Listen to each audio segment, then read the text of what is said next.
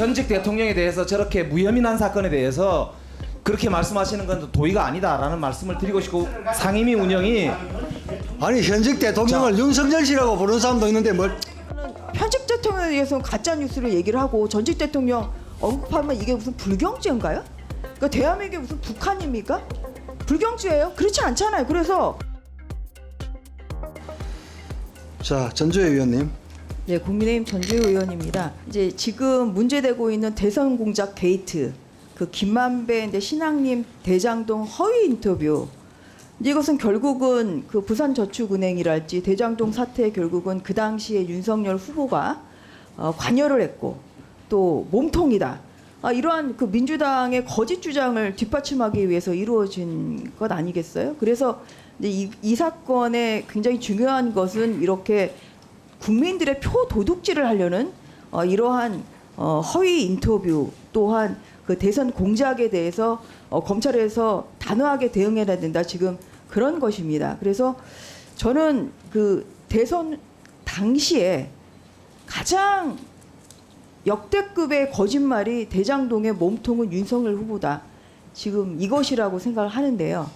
오늘 이런 가짜 인터뷰 보도가 있음에도 불구하고 민주당 의원께서 또 부산저축은행을 꺼내는 것은 정말 이거는 계속 가짜 뉴스를 지금 양산하려는 것 아니냐 하는 그러한 우려감을 지금 지울 수가 없습니다. 그래서 이 사건에 대해서는 대장동 일당, 그리고 민주당, 그리고 언론, 검찰 다 책임이 있다고 생각합니다. 그래서 이것을 명명백백히 가려주십사 하는 그런 말씀을 드리겠습니다. 특히 지금 이 조용 씨가 조사를 받은 것은 2014년이잖아요. 2014년. 2015년. 그러니까 이 부산저축은행 사건은 2011년에 그 조사가 이루어졌고, 당시에 5조 원의 공적 자금 손실을 초래한 초대형 금융 비리 사건이었습니다. 이 사건은 누가 구속됐습니까? 당시 현직 대통령의 친형이 구속됐습니다. 그리고 홍보수석을 비롯한 청와대 인사들이 구속이 됐고요. 청와대 홍보뿐만 아니라 부산저축은행 회장, 부회장 등 14명의 고위 임원까지 지금 구속된 이런 사건입니다. 근데 과연 이 사건을 당시 윤석열 그 중수 이과장이 퇴직한 선배 부탁받고 덮어줄 수가 있다고 생각하십니까? 차관님 어떠세요? 네, 당시 인원도 한 그 수사팀이 한 최대 130명 정도 네. 있었다고 알고 있고, 그런 건 어려웠을 것이라고, 그거는 대통령 실질적으로, 친형도 지금 구속되는 판에 상당히 예. 그 당시에 수사팀의 인원도 많았고 예. 또 여론도 굉장히 그 사건을 주시할 수밖에 없는 상황이었기 때문에 그런 상황은 어려웠을 것이라고 생각됩니다. 지금 이 사건으로 40명이 지금 넘게 구속이 됐고요. 네.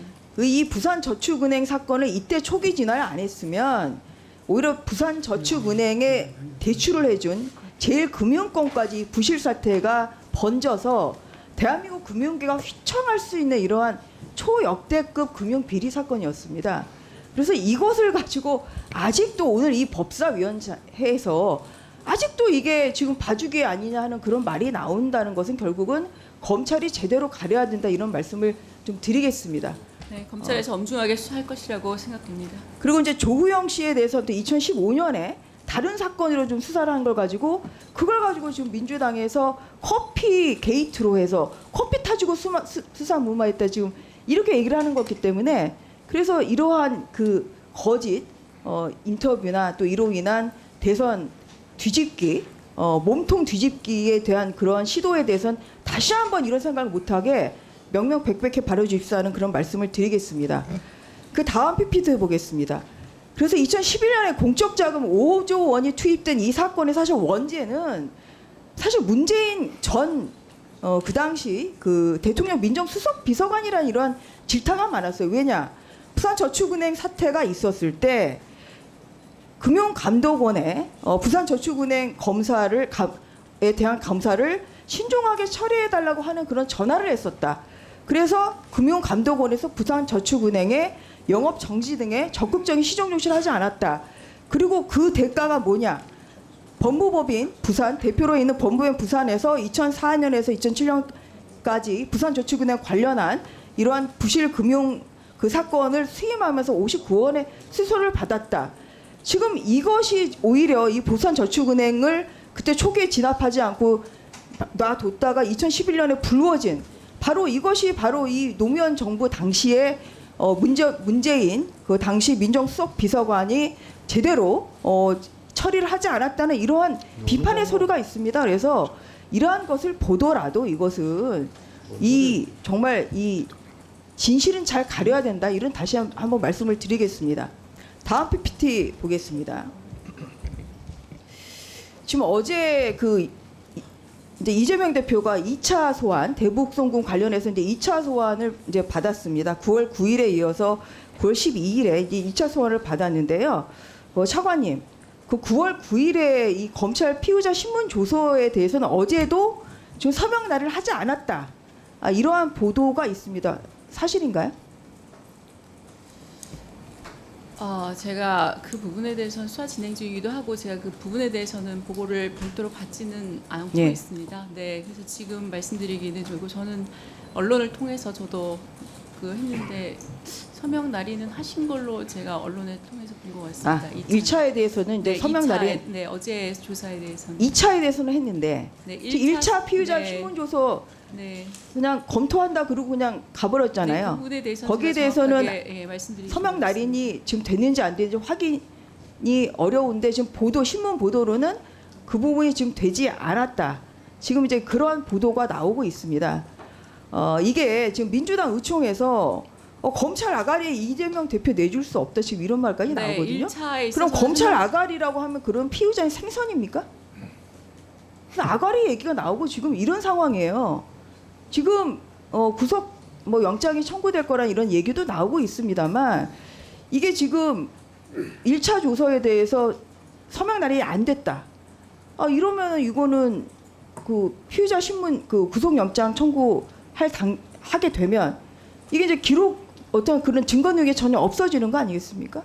네, 지금 의원님 말씀하신 대로 지금 확인해 본 결과 1차 수사에 대해서는 서명 날인을 하지 않으신 걸로 확인되었고요. 네, 그래서 이러한 네. 것에 대해서 과연 정말 자, 정리합시다. 네, 검찰에서 엄정하게 수사할 것이라고 생각됩니다. 네, 의사진행 발언하십시오. 예, 김영배입니다. 조금 전에 전주 의원님이 이제 말씀하신 내용 중에 좀 유감스러운 내용이 있고 확인해야 될 내용이 있어서 잠깐 말씀드리고 또 제 말씀 잠깐 드리겠습니다. 문재인 전 민정수석이 외압을 행사해서 부산저축은행과 관련해서 무슨 일이 있었던 아니, 그게 것처럼 의사진행 발언입니다. 말씀하셨는데 그거는 2013년에 아니, 의사진행 발언입니까, 그게? 의사진행 발언입니다. 제가 위원장한테 말씀드릴게요. 그게 어떻게 의사진행 발언입니까? 아니 이제 상대방 의원에 대한 때문에 그렇습니다. 그게 2013년도에 문재인 수석에 대해서 피해자 단체가 고발했던 건에 대해서 무혐의가 났습니다. 재판을 해가지고 그렇기 때문에 그러니까 그게 무혐의 판결이 났습니다. 그렇기 때문에 전직 대통령에 대해서 저렇게 무혐의 난 사건에 대해서 그렇게 말씀하시는 건 도의가 아니다라는 말씀을 드리고 싶고 상임위 운영이 아니 현직 대통령을 윤석열 씨라고 부르는 사람도 있는데 뭘? 자 위원장님 지금 그렇게 화를 내시면 어떻게 합니까 저한테? 아니 상대방 의원은 그 질의 내용에 대해서 그거는 얘기가 아니라고 민주당이 문제 제기하는 거 아닙니까? 제 시간이니까요. 자 그러면 이렇게 하시죠. 그러니까 대장동 건은 이런 거 아닙니까? 그러니까 부산저축은행이 문제가 되는 이유는 부산저축은행 당시에 PF를 일으켰던 이강길 그리고 그 일당들이 했던 게 1,100억 원 가까운 돈인데 그 돈에 PF가 일어났던 땅이 대장동 땅이에요. 그 땅이 나중에 남욱 변호사가 그 당시에는 자문위원이었지만 주사업자가 되고 그때 당시 그러니까 부산은행 저축은행 수사 당시에 김만배 씨가 관여를 하지 않습니까? 거기서 박영수 변호사를 소개를 받는단 말입니다. 그렇기 때문에 그러니까 이런 사건에 대해서 아까 이제 위원장이 말씀을 이제 하셨는데 제가 아까 우리 전직 대통령까지 이야기하면서 이렇게 그냥 이 소위 정치 공세를 하는 거는 나는 이건 적절하지 못하다고 생각해요. 그러니까 발언을 할 때 정확한 사실관계가 아닌 거는 위원장께서 이거는 정리를 해주셔야 됩니다. 아니요. 자, 아니요. 그 전주 의원 그러면 신상 발언하십시오. 이런 것이 바로 민주당의 내로남불이죠. 지금 제가 왜 부산저축은행 이야기를 잠시만요, 전 의원님. 예, 잠시만요. 그래서 잠시만요. 예. 지금 속보가 떴는데 북한이 이 김정은 방러 중에 동해상으로 탄도미사일을 발사했다고 지금 속보가 떴습니다. 지금 아마 국방장관께서 긴급히 아마 뭐 좀 잠시 자리를 이석해야 될 상황인 것 같거든요. 장관님 지금 자리 조금 이석해야 되죠. 예, 그 뭐 5분 이내면 될 것 같습니다. 예, 뭐 시간 제약 받지 마시고 이게 예.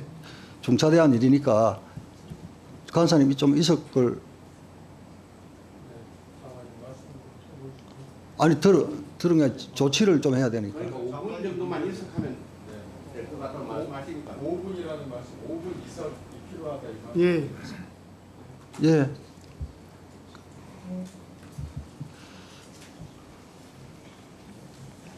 네, 전주 의원님 예. 신상 발언 예, 계속 제가 하십시오. 왜 부산저축은행 사건 얘를 왜 꺼냈습니까? 이거 제가 이 질의를 하려고 오늘 들어온 건 아닌데요. 그 앞서서 모 의원님이 이게 또 부산저축은행 덮은 것이 결국은 윤석열 대통령에다 지금 그런 취지로 말이 안 되는 그 얘기를 하시기 때문에 그래서 제가 이 PPT를 준비를 해가지고 다시 질의를 한 겁니다. 왜냐하면 아니 발언할 때 좀 현직 가만 계세요. 대통령에 대해서는 그러면은 현직 대통령에 대해서는 가짜 뉴스를 얘기를 하고 전직 대통령 언급하면 이게 무슨 불경죄인가요? 그러니까 대한민국이 무슨 북한입니까?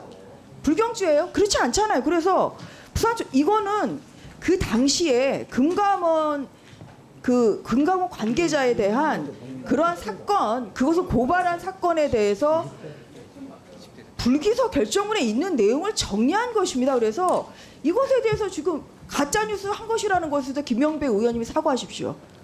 자, 정정해 주십시오. 그리고 자. 아까 제가 허위 사실이라고 얘기를 하셨잖아요. 자, 전주 의원님. 이 질의가 그래서 예. 그래서 저는 이 내용은 그 당시에 이 불기소 결정문에 있는 것을 정리해서 제가 발언을 한 것이고요. 그리고 여기에 대해서 지금 허위 사실이라고 그렇게 단정적으로 얘기하시는 거는 이것은 굉장히 부적절하다는 말씀을 드리겠습니다. 네, 알겠습니다. 예, 이상입니다. 장동희 의원님.